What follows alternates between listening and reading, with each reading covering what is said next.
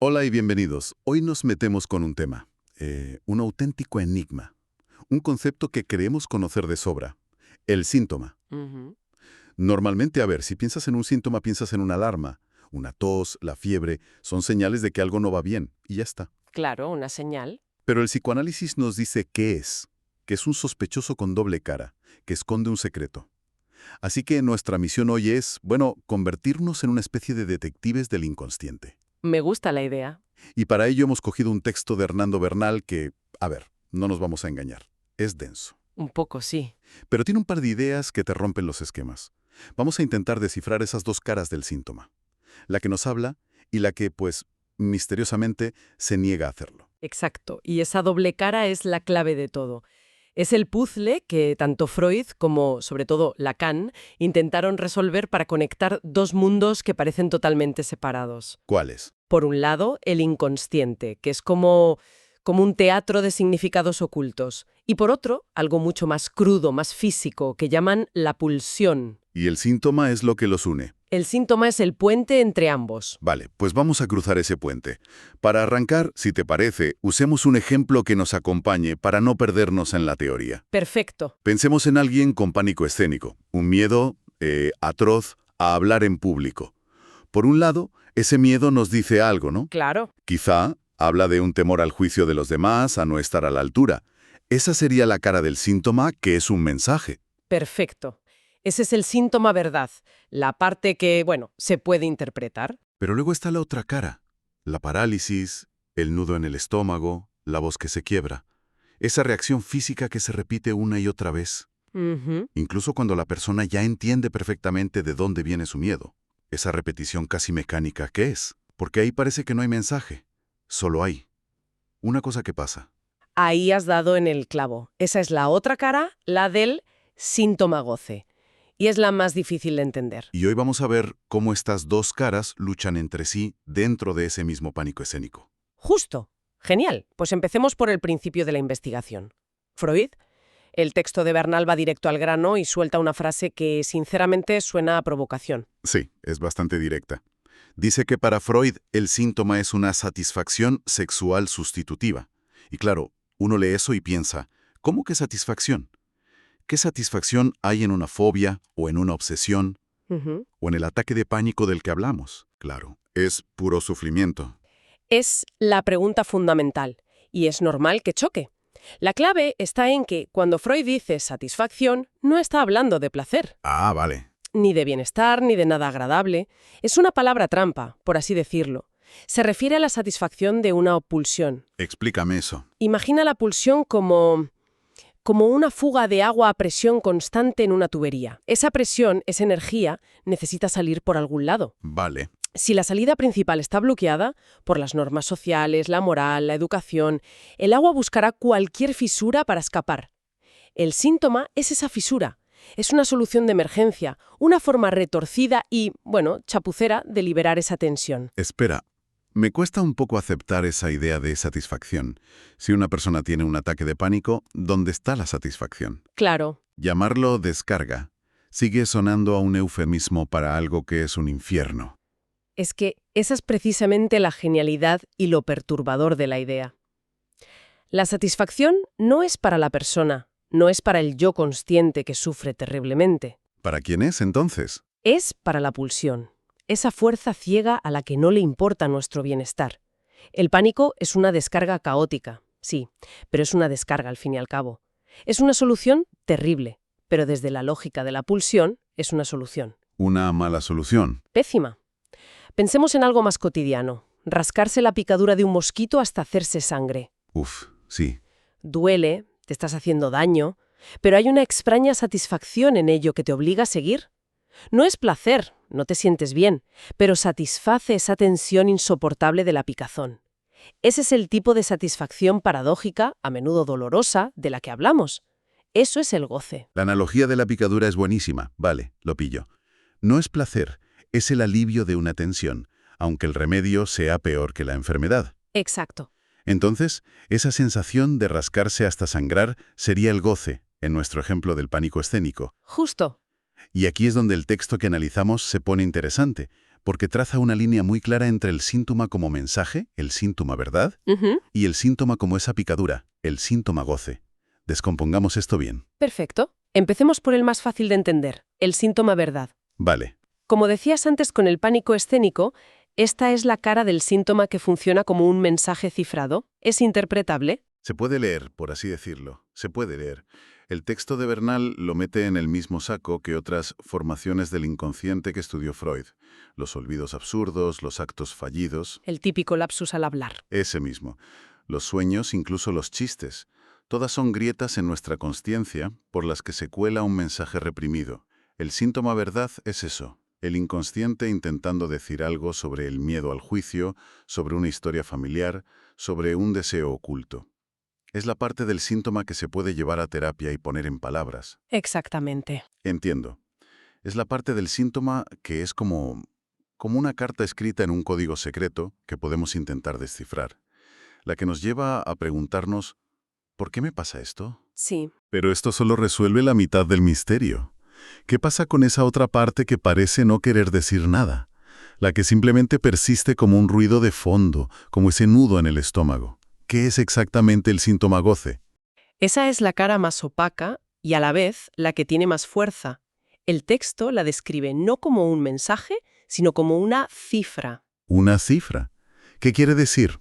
Y aquí Bernal usa una cita clave de otro autor, Torres, que dice, no es una formación del inconsciente, sino que es un medio de satisfacción de la pulsión.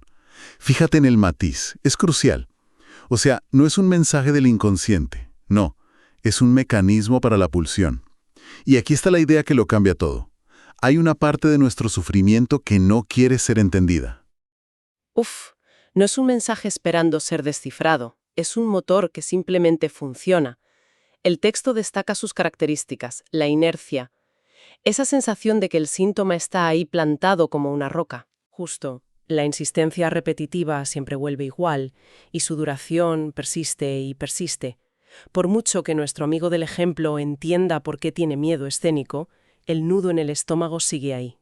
Ese es el goce, la parte del síntoma que no negocia con el sentido. O sea que hay una parte de nosotros que no busca ser comprendida, solo busca funcionar, repetir su ciclo. Ujú. Eso lleva a una de las frases más inquietantes del texto que analizamos. El sujeto goza siempre de un modo sintomático. Es muy potente, sí. Esto no quiere decir que a veces tenemos síntomas. Quiere decir que nuestra forma básica de organizar esa satisfacción paradójica, ese goce, es sintomática. Exactamente. No es un error en el sistema, es el sistema. Nuestra forma más íntima y particular de rascarnos la picadura está montada sobre nuestros síntomas. Son el mapa de nuestro goce. Vale, la cosa se complica.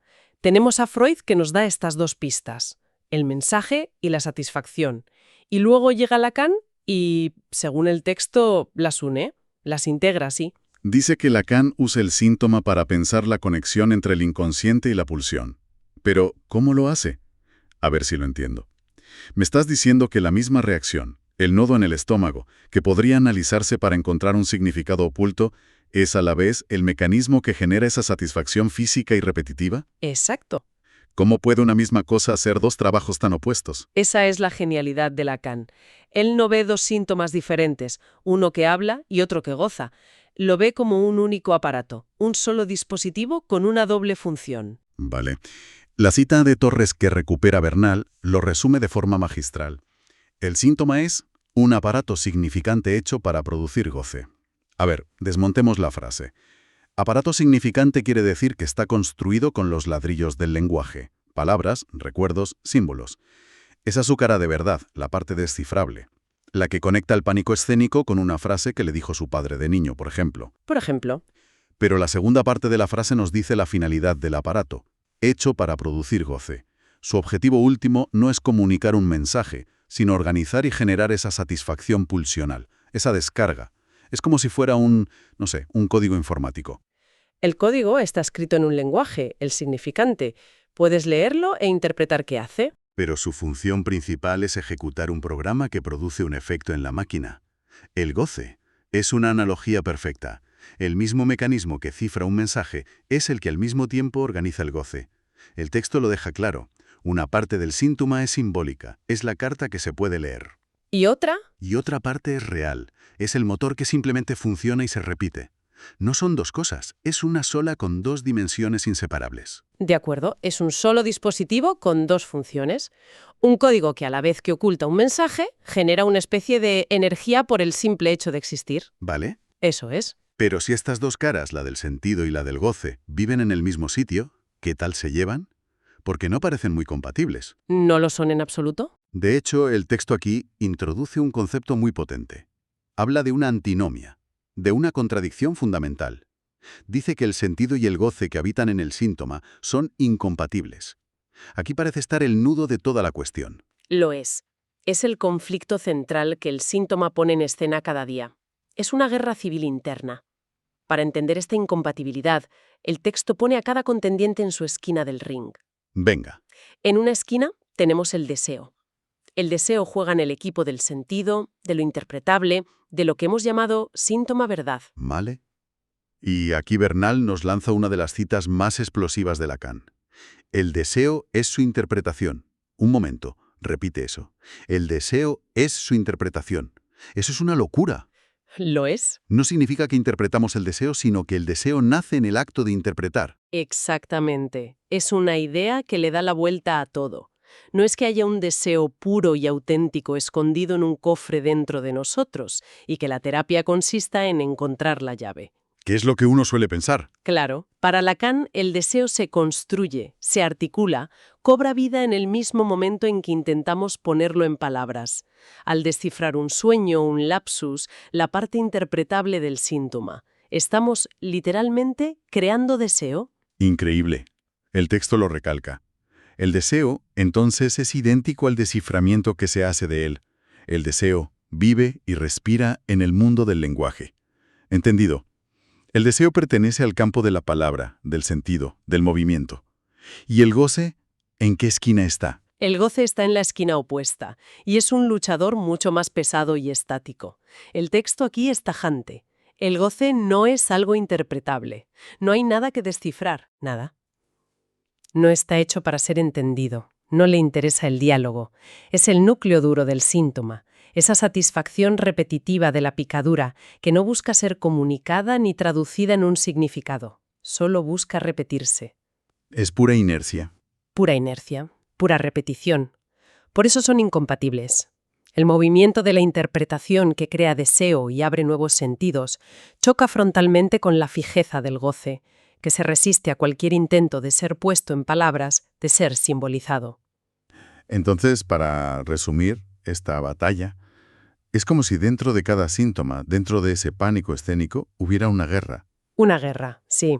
Una parte, la ligada al deseo, quiere hablar, quiere ser escuchada e interpretada para encontrar un nuevo sentido a ese miedo. Mientras que la otra parte, la del goce, la del nudo en el estómago, se atrinchera, se niega a ser traducida y solo quiere seguir con su rutina de satisfacción, aunque sea dolorosa. Es una excelente forma de resumirlo. Es la tensión constante entre la apertura al sentido y la cerrazón de la repetición. Y el campo de batalla es nuestra vida. Bien. Recapitulemos este viaje porque ha sido intenso. Sí, lo ha sido. Hemos pasado de ver el síntoma como una simple alarma de coche a entenderlo como un mecanismo increíblemente sofisticado y en conflicto permanente. Totalmente. Por un lado está el síntoma verdad, un mensaje del inconsciente ligado al deseo, la parte que habla y que podemos interpretar. Y por otro, en el mismo aparato tenemos el síntoma goce, un modo de satisfacción opaco, repetitivo, que se resiste a las palabras, la parte que simplemente actúa. Y se repite. Fundamental de la estructura de una persona. Claro. Nos dice mucho sobre su forma particular de relacionarse con el lenguaje, con sus deseos y sobre todo con esa dimensión del goce que se escapa de las palabras pero que nos gobierna en silencio. Exacto. Y todo este análisis nos deja con una pregunta final, una reflexión que creo que es inevitable después de este viaje. A ver. Si aceptamos que una parte del síntoma, la del goce, la del nudo en el estómago, es por naturaleza algo que no se puede interpretar y que se resiste al cambio, si es esa roca inerte en nuestro camino, ¿qué significa realmente curar o resolver un síntoma? Buena pregunta. Se trata de eliminarlo por completo, de conseguir que esa roca se evapore.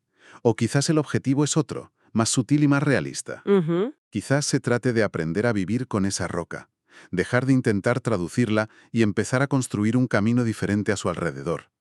A lo mejor, la meta no es el silencio absoluto del síntoma, sino aprender una nueva forma de convivir con ese ruido de fondo que al final también forma parte de lo que somos.